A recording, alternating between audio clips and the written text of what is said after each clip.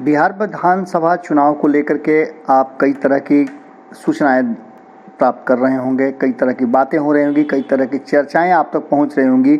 लेकिन इन सब चर्चाओं में एक बड़ी चर्चा है जो गेम चेंजर के रूप में सामने आ रही है। आपको बता दें कि प्रधानमंत्री नरेंद्र मोदी और भारतीय जनता पार्टी ने एक बड़ा ऑफर नीतीश कुमार को दे दिया है। ये ऑफर नीतीश कुमार के लिए अब बड़ा ही असमंजस की स्थिति में पैदा कर दिया है। आपको, जैसा कि आप सभी जानते हैं कि लगातार एनडीए को लेकर के कई तरह की बातें कही जा रही है। कहा जा रहा है कि चिराग पासवान नाराज हैं और उनको लेकर के भारतीय जनता पार्टी भी कहीं ना कहीं असमंजस और ऊहापोह की स्थिति में है। इन सब स्थितियों में बिहार में चुनाव प्रभावित हो सकता है, ये बातें भारतीय जनता पार्टी और जदयू सब समझते हैं। लेकिन कहीं ना कहीं नीतीश कुमार अपने अड़ियल रवैया के चलते अड़े हुए हैं।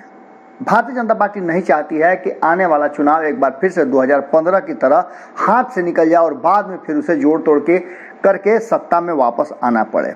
इसलिए भारतीय जनता पार्टी पहले ही पूरा गेम सेट कर देना चाहती है।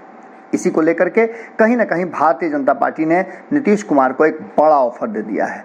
आप जानते हैं कि 2019 के चुनाव से पहले नीतीश कुमार नरेंद्र मोदी के लिए हर मंच पे खड़ा होकर के वोट मांग रहे थे।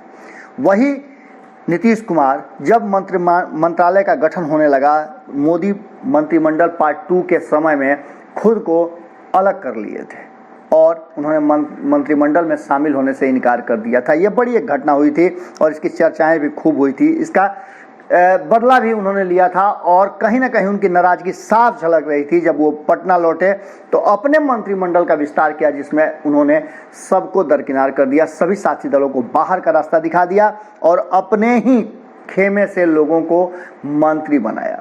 अब इन सब बातों को लेकर के उस समय जो बातें सामने आ रही थी उससे साफ नजर आ रहा था कि नीतीश कुमार और भारतीय जनता पार्टी के बीच में सब कुछ ठीक नहीं है। एक बार फिर 2020 के चुनाव से पहले जो स्थितियां सामने आ रही हैं और जिस तरह से सह और मात का game Bharatiya Janata party, LJP और जेडीयू के बीच में चल रहा है, इसके सूत्रधार कहीं ना कहीं नीतीश कुमार है। अब नीतीश कुमार को मनाने और उन्हें समझाने का जिम्मा नीतीश कुमार के कुछ लोगों को दिया हुआ है जो नीतीश कुमार के बहुत ही करीबी माने जाते हैं। अब इन्हीं सब स्थितियों को देखते हुए आपको बता दें कि मोदी ने एक बड़ा ऑफर नीतीश कुमार के सामने रख दिया है और ये ऑफर नीतीश कुमार माने चाहे नहीं माने, उनके करीबी मानने के लिए तैयार नजर आ रहे हैं। ये ऑफर है एक बार फिर से मोदी मंत्रिमंडल में नीतीश कुमार की जदयू के शामिल होने का।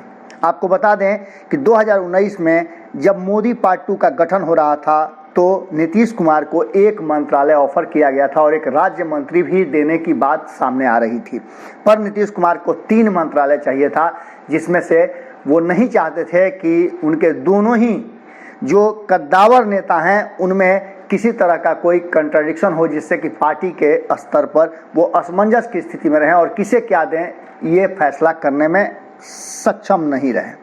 अब आपको बता दें कि कहा यह जा रहा है कि मोदी कैबिनेट में कुल 24 मंत्रियों की और बढ़ोतरी करने की बात सामने आ रही है। सूत्र बता रहे हैं कि इस पर आरएसएस से लेकर के भारतीय जनता पार्टी के जितने भी कोर मेंबर्स हैं सभी के साथ बातें हो गई हैं और ये फाइनल माना जा रहा है कि अब मोदी मंत्रिमंडल का गठन जैसे ही सावन खत्म होगा। आपको बता दें कि नियमों के अनुसार जो संख्या बल हैं उनके अनुसार 15% के हिसाब से कुल 81 मंत्री हो सकते हैं। अभी वर्तमान में मोदी मंत्रिमंडल में कुल 57 मंत्री हैं।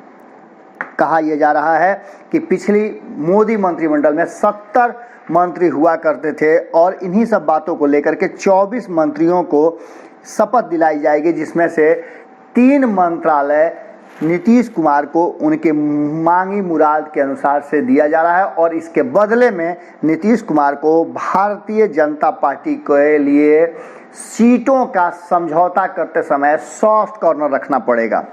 आप समझ सकते हैं कि बिहार कितना जरूरी है भारतीय जनता पार्टी के लिए और नीतीश कुमार के लिए भी। इन सब स्थितियों को देखते हुए आरएसएस हर हाल में चाहता है कि बिहार जैसे राज्य उसके साथ रहें। यानी कि भारतीय जनता पार्टी की सत्ता वहाँ कायम रहे। और यही वो कारण है जिसको लेकर के नरेंद्र मोदी को थोड़ा सा समझौता करना पड़ा है। इन सब बातों को लेकर के कहा यह जा रहा है कि अगस्त यानी कि अगस्त के प्रथम सप्ताह में जैसे ही सावन खत्म होगा और मोदी मंत्रिमंडल के विस्तार का पूरा रास्ता तय माना जाएगा। ये ऑफर नीतीश कुमार के लिए एक बड़ा ऑफर है। देखने वाली बात होगी कि अब नीतीश कुमार इस पर क्या फैसला करते हैं। नीतीश कुमार के सामने एक बड़ी ऊहापोह की स्थिति सामने आ गई है, पर उन्हें इस स्थिति को निगलना ही पड़ेगा, क्योंकि उनके अगल बगल में बैठे लोग बड़ी लंबी समय से 2019 के लोकसभा चुनाव के बाद से ही इंतजार कर रहे हैं कि उन्हें केंद्रीय मंत्रिमंडल में स्थान मिले। आरसीपी सिंह, ललन सिंह का नाम तो इसमें निश्चित रूप से सबसे ऊपर है। अब देखना होगा कि जिस तरीका से ललन सिंह और आरसीपी सिंह नीतीश कुमार को मुख्यमंत्री बनाने के लिए जी तोड़ मेहनत कर रहे हैं, उसका क्या परिणाम होता है और उन्हें अगले मंत्रालय में स्थान मिलता है या नहीं। वहीं ज्योतिरादित्य सिंधिया को भी मंत्रालय मिलना तय माना जा रहा है। देखने वाली बात होगी कि इससे बिहार के छवि पर और बिहार में होने वाले चुनाव पर कितना असर पड़ता है। जुड़े रहें भारत लाइव के साथ, खबरों का सिलसिला लगातार जारी है।